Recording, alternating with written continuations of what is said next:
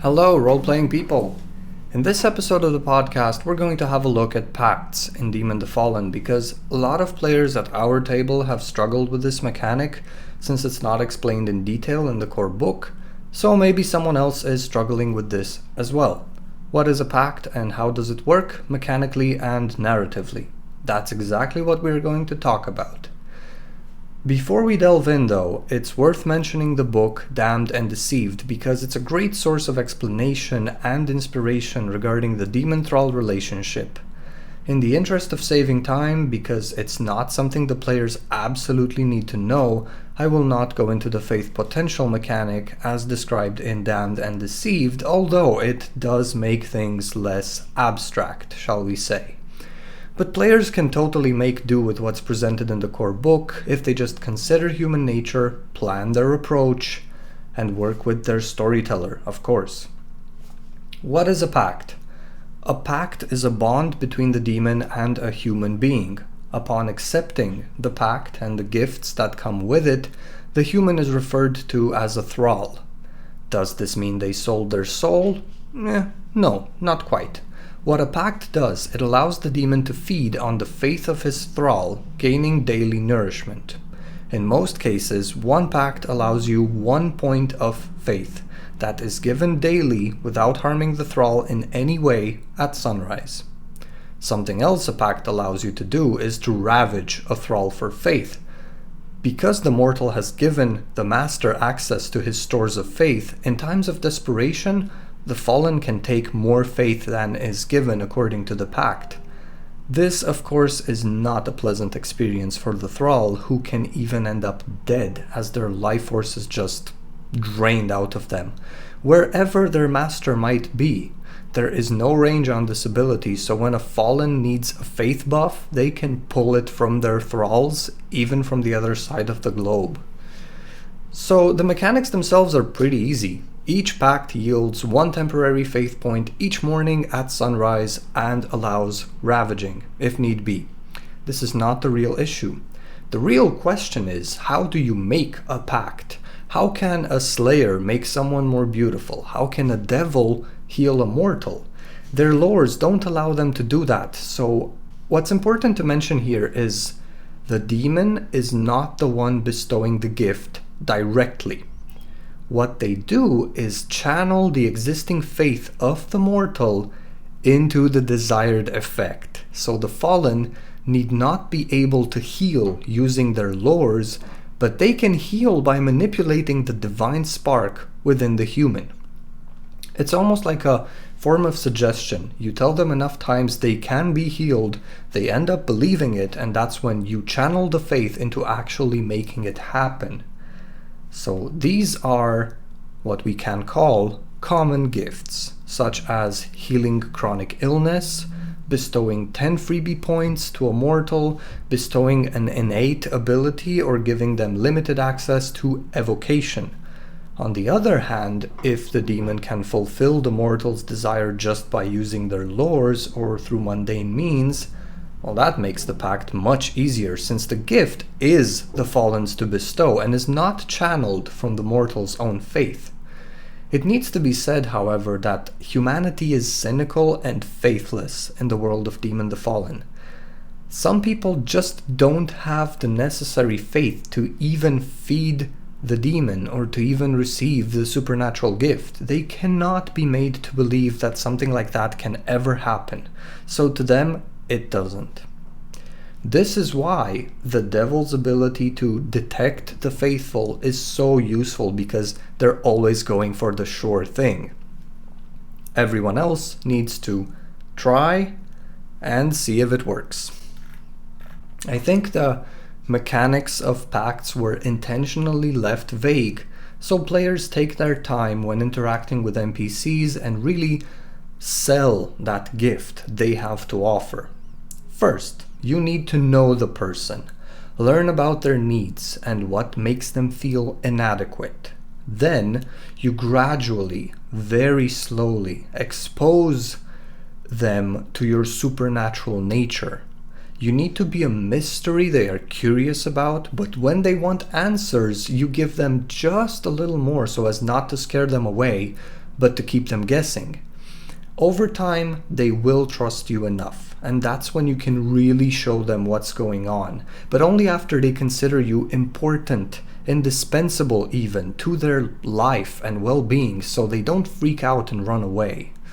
Obviously, besides the common gifts, each house will play into its own strengths and embody the gifts they can offer most comfortably. A devil can make you charismatic and can give you the ability to command others. The scourge can heal you of any illness, even regrow missing body parts. The malefactor can offer you riches and gadgets beyond your imagination. The fiend can read your fate and keep you safe from accidents.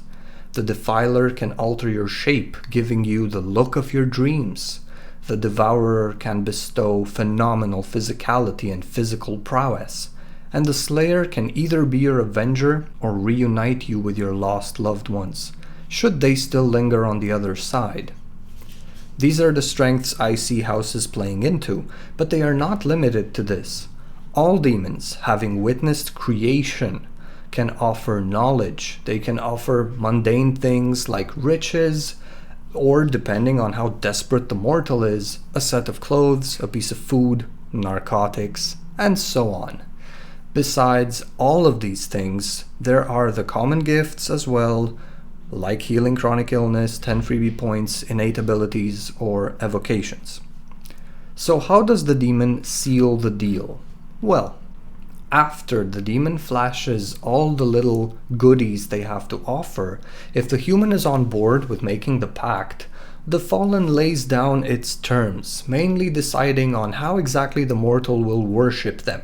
In most cases, simply accepting the deal, knowing full well the entity before you is a celestial, is enough to deliver your faith to your master at the start of each day. But in other cases, the master might ask the human for certain ritual behavior, performing a daily dance, keeping a certain diet, saying prayers of gratitude every day, or anything else that might please it in accordance with its house and nature. Once the human is convinced that you are the best path towards them achieving their dreams, why make it easy on them? For some mortals, making a pact is a shortcut to success. For others, it's their only chance at normalcy. So let's consider an example. Metamorphosiel, why not? A defiler of Transfiguration has been hanging around the body modification community. Through this community, she's met quite a few people who have permanent marks as the result of accidents they've suffered. This particular girl has horrible scars because of a fire, so Metamorphosiel decides to get to know this person. As they hang out over a few weeks, the fallen not only gets emotionally closer to the girl, but also uses her lore of transfiguration every now and then to remove part of the girl's scars, while casually bringing up the fact that she's a miracle healer, almost in a playful, childish manner. After a few encounters of the like, the girl is dying to know what Metamorphosiel did to her to heal part of her scars, and is very much open to the possibility of looking like she used to before the accident, if such a thing is possible. In a moment of solitude, on the drive home, let's say when both of them are in the car, Metamorphosiel decides to show her nature to this mortal. She cuts her arm to the bone, but heals the cut immediately by using her innate power and faith. Then she tells the girl she can do the same for her. But once this happens, they will have to go their own ways physically and not see each other again, while spiritually they will be bound forever. She doesn't want to tell this girl who she really is, so she tells her she's her guardian angel who has taken pity on her suffering and would see her restored to her former beauty.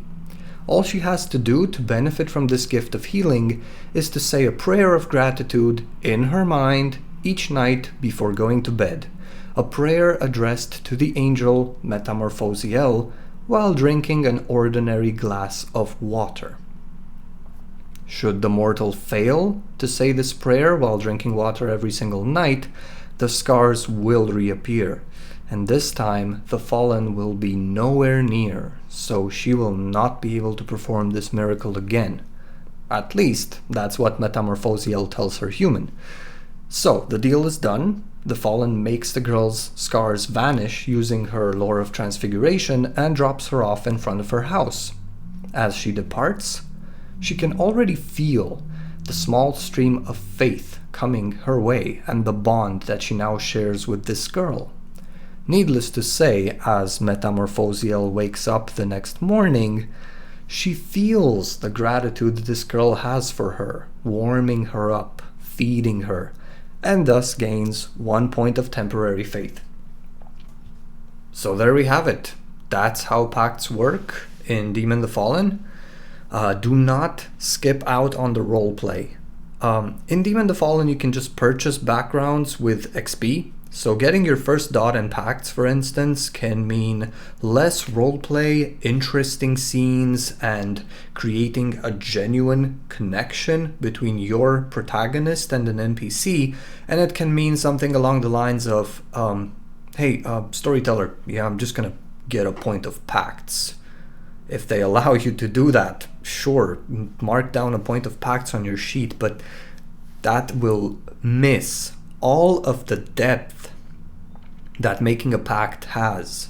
It's important. It's important for both the character and life-changing for the NPC. This is not something to take lightly. Fully enjoy that roleplay. Enjoy that scene. Lead the scene.